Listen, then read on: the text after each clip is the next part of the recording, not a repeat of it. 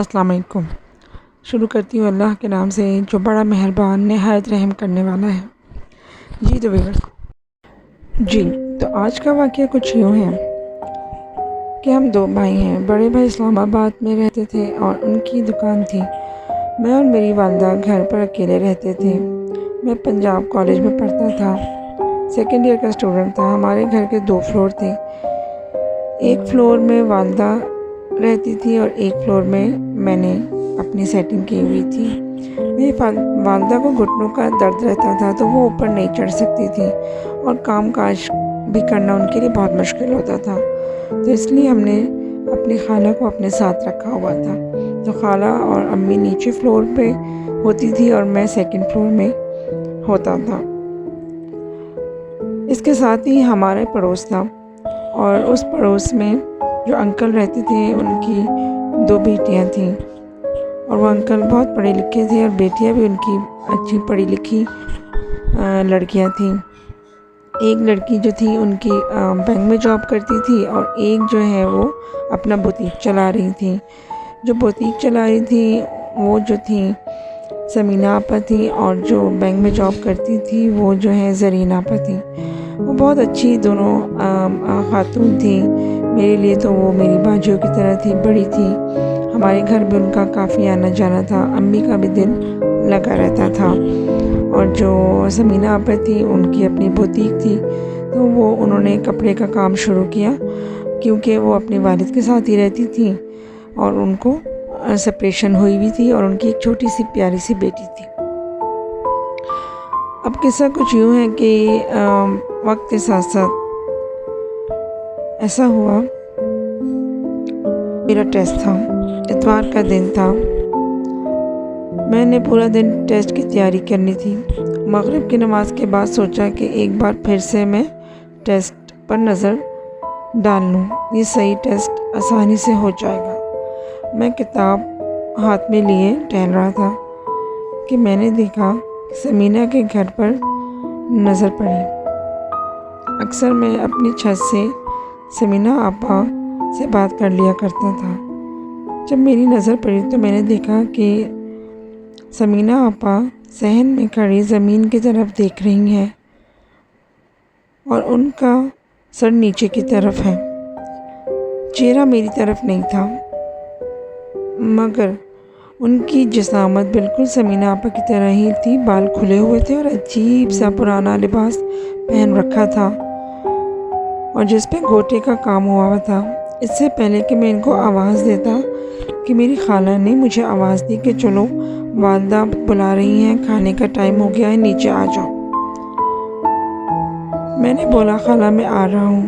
خیر میں نے جلدی اپنا ٹیسٹ ریوائز کیا اور نیچے کی طرف چلا۔ میں جیسے ہی اندر کمرے میں داخل ہوا ڈرائنگ روم میں تو کیا دیکھتا ہوں کہ ڈائننگ ٹیبل پر سمینہ آپا بیٹھی ہیں اور ساتھ ہی جو ہے وہ ان کی بہن اور امی بیٹھی ہوئی ہیں۔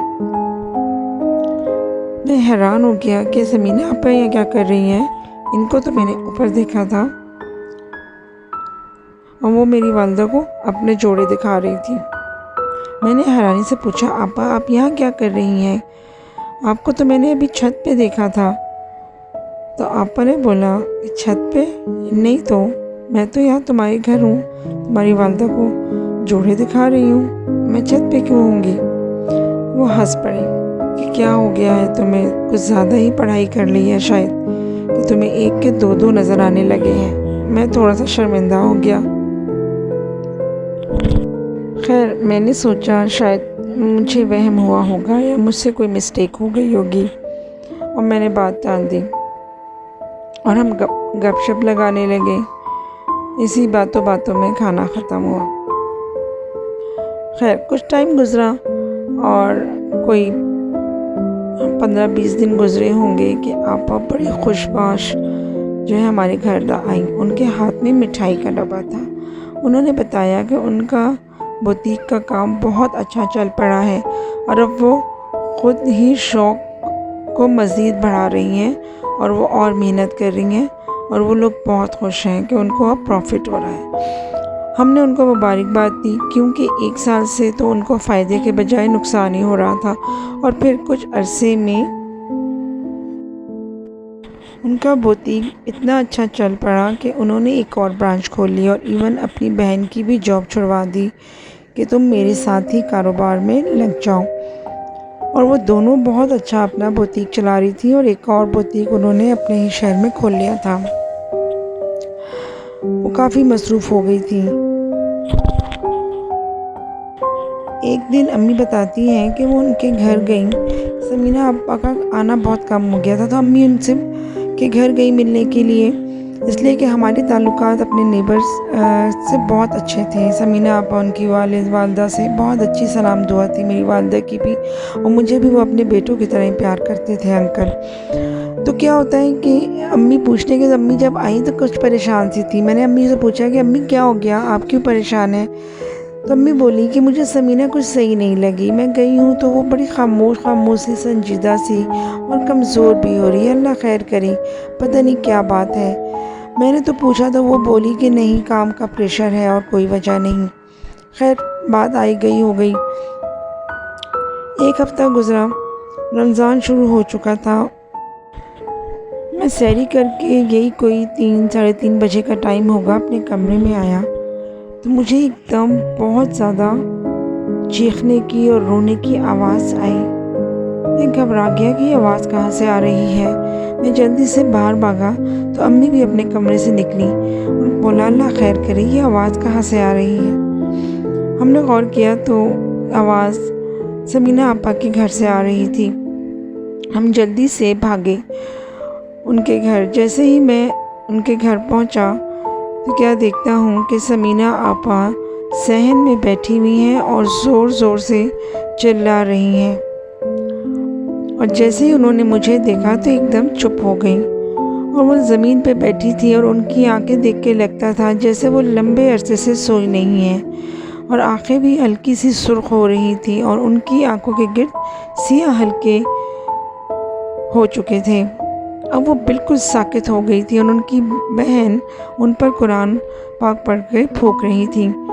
سمینہ آپا، میں نے ان کو آواز لگائی لیکن انہوں نے کوئی بھی رسپانس نہیں دیا۔ مجھے وہ اپنی بڑی بہنوں کی طرح عزیز تھی، وہ بہت پیار کرنے والی تھی اور ہمیشہ مجھے بچوں کی طرح ہی ٹریٹ کرتی تھی۔ مجھے بہت ان کی اس حالت کو دیکھ کے افسوس ہوا۔ خیر ان کو ان کی والدہ و والد اٹھا کر کمرے میں لے گئے۔ میں واپس اپنے گھر آ گیا، امی اور میں، لیکن ہم یہی بات کر رہے تھے تو امی بولی کہ مجھے لگتا ہے کہ اس کو نظر لگ گئی ہے۔ نظر بڑی بری چیز ہے، یہ انسان کو ختم کر دیتی ہے، اس لیے کہ ایک عورت ہو کے وہ اتنا بڑا کاروبار چلا رہی ہے تو ہو سکتا ہے کہ کوئی بد نظر ہو۔ لیکن سمینہ آپی کی فیملی ان چیزوں پر یقین نہیں کرتے تھے، سب پڑھے لکھے لوگ تھے، اور آج تک ہم نے بھی کبھی ایسا واقعہ نہیں سنا تھا کہ پہلے کبھی ایسا ہوا ہو۔ اگلے دن میں چھت پر تھا کہ دیکھا کہ سمینہ آپا صحن میں ٹہل رہی ہیں۔ میں نے آواز لگائی، سمینہ آپا کیسی ہیں آپ؟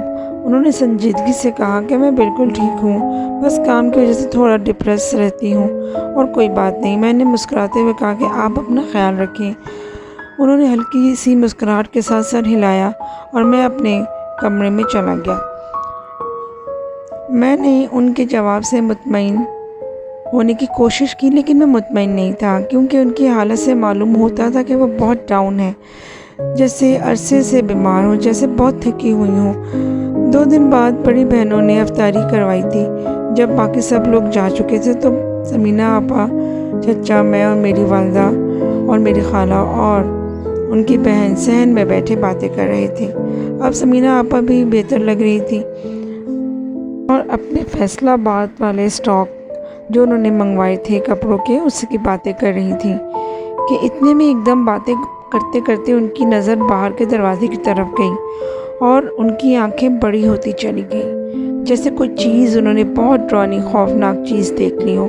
ہم ان کو غور کر رہے تھے، ایک دم وہ چلائیں، اماں اماں وہ لوگ آ گئے ہیں، اماں وہ لوگ آ گئے ہیں، وہ مجھے لے جائیں گے، اماں مجھے بچا لو۔ وہ بہت مشکل سے بول رہی تھیں۔ ہم سب گھبرا گئے اور یہ کہتے کہتے وہ رونے لگی، چیخنے لگی۔ ان کی والدہ نے ان کو ساتھ لگا لیا۔ بچے وہاں کوئی بھی نہیں ہے، کیا ہو گیا ہے؟ وہاں سے وہ نظر نہیں ہٹا پا رہی تھی، وہ مسلسل باہر کی طرف دیکھ رہی تھی۔ اور ایک دم سمینہ آپا کھڑی ہو گئی اور زور زور سے چلانے لگی اور قابو سے باہر ہونے لگی، اور بار بار باہر کی طرف گیٹ کے پاس اشارہ کرنے لگی، اماں وہ آ گئی ہیں، اماں وہ مجھے مار دیں گے، اماں وہ مجھے لینے آ گئی ہیں، مجھے بچا لو، مجھے بچا لو۔ ان کی بہن جلدی سے آیتیں پڑھنے لگی، اور میری والدہ بھی جو آتا تھا آیت الکرسی، درود شریف، اور میری والدہ کو جو دعائیں یاد تھی وہ ان کے اوپر پڑھ پڑھ کے پھونکنے لگی۔ اتنے میں ان کا جسم ٹھنڈا ہونا شروع ہو گیا۔ ان کے والد اور ان کی والدہ جلدی سے ان کو پکڑ کے اندر کی طرف لے گئے۔ میری والدہ نے ان کی بہن سے بولا کہ نازنین، میں تمہیں سچ بتا رہی ہوں کہ یا تو یہ نظر کا معاملہ ہے یا کوئی جادو لگ رہا ہے۔ ایسا کیا ہے جو وہ وہاں دیکھ رہی تھی، اور وہ اتنا ڈر کیوں رہی تھی؟ کہیں کسی نے کوئی جادو تو نہیں کر دیا؟ ان کی جو بہن تھی وہ ایسی باتوں پہ یقین نہیں کرتی تھی، وہ ایک پڑھی لکھی خاتون تھی، لیکن اس وقت وہ خاموش رہیں۔ لیکن اس کے کچھ ٹائم بعد وہ امی کے پاس آئیں اور بولیں کہ آپ صحیح کہتی ہیں آپا، چلے آئیں، مجھے کسی نے ایک عامل کے بارے میں بتایا ہے، وہاں چلتے ہیں اور بات کرتے ہیں۔ اس لیے کہ سب کچھ صحیح چل رہا ہے، لیکن پتہ نہیں سمینہ کو کیا ہوتا جا رہا ہے۔ اس کا کاروبار میں بھی دل نہیں لگ رہا، اور ایک عجیب سی بے سکونی ہے پورے گھر میں۔ اماں بولی ٹھیک ہے، میں تمہارے ساتھ چلوں گی۔ آخر کار انہوں نے ایک عامل صاحب کو گھر پہ بلایا۔ عامل صاحب نے جب سمینہ آپا کی تمام تفصیل سنی اور ان سے کچھ پوچھا تو کچھ دیر پڑھنے کے بعد بتایا کہ ان کے شوہر نے ان پر سفلی عمل کرایا ہوا ہے، اور تاکہ ان کا کاروبار ختم ہو جائے اور یہ واپس آ جائے۔ خیر انہوں نے ان کو دم کا پانی دیا کہ یہ پانی آپ نے ان کو پلانا ہے، اور ان کے لیے میں الگ سے ایک چلہ بھی کروں گا، انشاءاللہ یہ ٹھیک ہو جائیں گی۔ وہ عامل چلے گئے۔ رات کا ٹائم تھا کہ دوبارہ سے مجھے ایسا لگا جیسے کہ کوئی دو لوگ بہت شدت سے لڑ رہے ہیں اور بہت چیخنے کی آواز آ رہی ہے۔ جیسا کہ میں نے آپ کو بتایا کہ میرا کمرہ اوپر تھا، اور اوپر ہمارا اوپن سحر تھا، اور اوپر 2 کمرے ہمارے تھے، اور میں اوپر ہی رہتا تھا۔ تو میں جیسے ہی صحن میں اپنے نکلے اور جھانک کے ان کے گھر دیکھا تو کیا دیکھتا ہوں، سمینہ آپا نے تزین آپا کو پکڑ رکھا ہے، اور ان سے وہ پانی کی بوتل چھیننے کی کوشش کر رہی ہیں اور چیخ رہی ہیں کہ کیوں بلایا تم نے اس عامل کو۔ وہ شدید غصے میں تھی، اور وہ تزین آپا کو پکڑنے کی کوشش کر رہی تھی اور ان کو جھٹکے دے رہی تھی۔ ان کا بازو ان کے ہاتھ میں تھا۔ اتنے میں ان کی والدہ اور امی جو ہیں وہ ان کو چھڑانے کی کوشش کر رہے تھے۔ میں یہ سب دیکھ کے حیران ہوا اور افسوس بھی ہوا۔ خیر جیسے تیسے کر کے انہوں نے سمینہ آپا کو اپنے کنٹرول میں کیا، لیکن پانی وہ گرا چکی تھی۔ اگلے دن وہ ہمارے گھر آئیں تزین آپا اور امی سے بولیں کہ آنٹی میں اب ہر صورت میں سمینہ کا علاج کروں گی۔ مجھے سمجھ آ گئی ہے کہ کچھ نہ کچھ تو گڑبڑ ہے ضرور، اور میں اس کو صحیح کر کے رہوں گی۔ ان کی باتوں سے لگ رہا تھا کہ وہ ہمت نہیں ہاریں گی۔ آخر کار انہوں نے ایک مولوی سے بات کی، وہ بہت اچھے بزرگ تھے، پہنچے ہوئے تھے، ان کی دوست نے ان کو بتایا تھا۔ انہوں نے ان سے بات کی، وہ بزرگ ان کے گھر آئے اور انہوں نے بھی یہی بولا کہ کچھ ہے اثر ضرور اس گھر میں، جو کچھ کروایا گیا ہے یا کسی نے کیا ہے۔ خیر انہوں نے بھی کچھ پڑھنے کو بھی دیا اور پانی پہ دم کر کے ان کو پلانے کا بھی بولا۔ خیر وہ بتاتی ہیں کہ جیسے ہی ہم نے وہ پانی ان کو پلایا تو ان کی حالت بہت بگڑ گئی، اتنی بگڑی کہ تزین آپی ہمارے گھر بھاگتی ہوئی آئیں اور بولا کہ نادر تم ہمارے ساتھ چلو، وہ کنٹرول میں نہیں آ رہی ہیں۔ میں جلدی سے بھاگا، امی اور میں ان کی طرف گئے تو کیا دیکھتے ہیں کہ سمینہ آپا کی حالت غیر ہوئی ہوئی تھی۔ ان کی آنکھیں پھٹی پڑی تھی، بال کھلے ہوئے تھے، وہ 2 زانوں بیٹھی تھیں اور چیختی جا رہی تھی۔ میں انکل بھی मौलवी साहब को लेके आ चुके थे। जैसे ही उन्होंने इनकी हालत देखी कि ये ख़राब होती जा रही है और ये कंट्रोल से बाहर है, उन्होंने इनको कमरे में बंद कर दिया था और ख़ुद मौलवी को लेने के लिए भाग गए थे। तज़ीन आपा ने मुझे बुला लिया था। खैर, जैसे ही जब हमने उस कमरे का दरवाज़ा खोला तो सिचुएशन मैं आपको बता चुका हूँ कि क्या थी। मौलवी साहब ने पढ़ाई शुरू कर दी।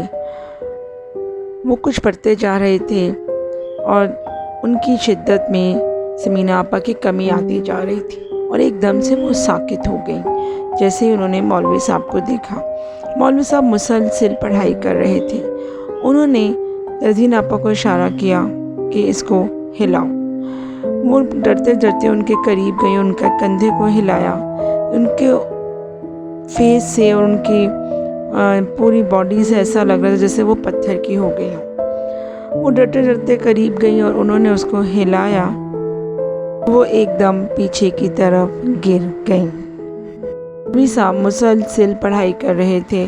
खैर, बड़ी मुश्किलों से तज़ीन आपा ने और उनके वालिद ने उनको उठाकर बिस्तर पर लिटाया। साहब ने पानी में पड़ के फूंका और वो पानी उनके मुंह पे छींटे मारी।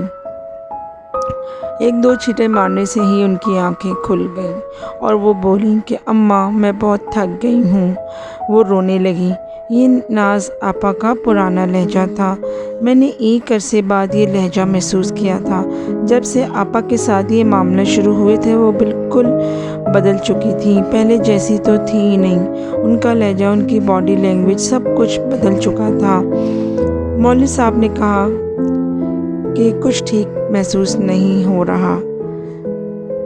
मैं एक पीर साहब को जानता हूँ, बेहतर है कि आप उनको दिखाएं। मौलवी साहब और अंकल अभी बातें कर रहे थे। मैं उनके साथ खड़ा था कि मैं क्या देखता हूँ कि वही औरत जिसको मैंने कुछ अरसा पहले देखा था वो सामने खड़ी हुई है और मुझे घूर रही है। पहले तो मैंने उसका चेहरा नहीं देखा था, लेकिन अब अजीब और गरीब किस्म की शक्ल की वो औरत। मैं कलमा पढ़ते हुए वहाँ से निकला। तज़ीन आपा ने मुझे आवाज़ दी, लेकिन मैं नहीं रुका और चल पड़ा। पीछे फ़ौरन मौलवी साहब भी मेरे आए और फ़ौरन मुझे रोका कि रुको बेटा, और एकदम मेरे ऊपर दम किया। खैर, मैं घर आ गया। मेरे जहन में वही मंज़र था। मैं भूल नहीं पा रहा था। इतना खौफज़दा हो चुका था कि 2 दिन तक मैं बुखार में पड़ा रहा। मम्मी भी बहुत डर चुकी थी। उन्होंने मुझे मना कर दिया कि बेटा, तुमने अब वहाँ नहीं जाना, बस हम खुद ही जाके पता कर लेंगे। लेकिन मुझे हालात तो पता चलते रहते थे। मैं भी डर गया था। तकरीबन पीर साहब का इलाज चलता रहा, लेकिन वो पानी पिलाती कोई असर नहीं हो रहा था। वाक़या कुछ यूँ है कि तज़ीन आपा भी थक चुकी थी कि आखिर इस पानी का असर क्यों नहीं हो रहा। वो बहुत पहुँचे हुए बुज़ुर्ग थे। जब दोबारा उनके पास गईं तो वो बताती हैं कि पीर साहब ने बोला कि ऐसा नहीं हो सकता कि पानी का असर ना हो। मैं भी दम कर रहा हूँ, मैं भी पढ़ाई कर रहा हूँ। यकीनन मामला कुछ और है। उन्होंने दोबारा उनको पानी दिया और कहा कि 3 दिन बाद आप मुझे बताएं। गर्ज़ उन्होंने वो पानी फिर पिलाया उन्हें, लेकिन फ़र्क मुसलसल जो है वो नहीं पड़ रहा था। मसले मसाइल अपनी जगह पे थे। घर में वीरानी थी, परेशानी थी और आपा की तबीयत का वही हाल था। कभी दौरा ज़्यादा तेज़ हो जाता, कभी वो बिल्कुल खामोश हो जाती और दिन ब दिन उनका वज़न गिरता जा रहा था। आखिरकार वो पीर साहब के पास फिर गईं तो उन्होंने बोला कि मामला कुछ और है। वो आए और उन्होंने कहा कि मैं उनको सामने बिठाकर एक वजीफ़ा करूँगा तो ही समझ आएगी कि क्या ये बात सच है जो मैं समझ रहा हूँ। उनको शायद कुछ चीज़ का शक हो चुका था। खैर, गर्ज़ एक दिन मुकर्रर हुआ और फिर वो उनके घर तशरीफ़ लाए और आपा को उनके सामने बिठा दिया गया। मौलवी साहब ने कुछ पढ़ाई की और पढ़ाई करने के बाद उन्होंने उससे कुछ सवाल करने की कोशिश की। لیکن ادھر سے کوئی جواب موصول نہیں ہوا۔ مولوی صاحب نے دوبارہ پڑھنا شروع کر دیا۔ اس کے بعد دوبارہ انہوں نے اس سے کمیونیکیٹ کرنے کی کوشش کی کہ ناز آپا زور زور سے رونے لگیں اور ان کی چیخیں بلند ہونے لگیں اور اپنے آپ کو مارنے لگیں۔ ان کی چیخوں سے پورا گھر گونج رہا تھا۔ تہذین آپا نے، ان کے والد نے ان کو بہت زور سے پکڑ رکھا تھا۔ وہ بھی خوف سے اور دہشت سے کھڑے تھے کہ یہ سب کیا ہو رہا ہے۔ ان کی چیخیں دل دہلا رہی تھیں۔ پڑھائی کا اثر ہو رہا تھا۔ مولوی صاحب نے پوچھنا شروع کیا تو ناز آپا کا چہرہ سرخ ہوتا چلا گیا۔ آپا شدید تکلیف میں تھیں۔ وہ بولی کہ ہمیں اسی نے بلایا ہے، اس نے ہمیں تکلیف دی ہے، اس نے ہمیں قابو کیا ہے۔ یہ اپنے کاروبار کو بڑھانے کے سلسلے میں اس نے ہمیں قید کیا ہے۔ پیر صاحب بولے، اسے معاف کر دو، اسے چھوڑ دو۔ وہ بولی، نہیں، ہم اسے معاف نہیں کریں گے۔ اس نے ہمیں بہت تکلیف دی ہے، اس نے ہمیں قید کیا ہے۔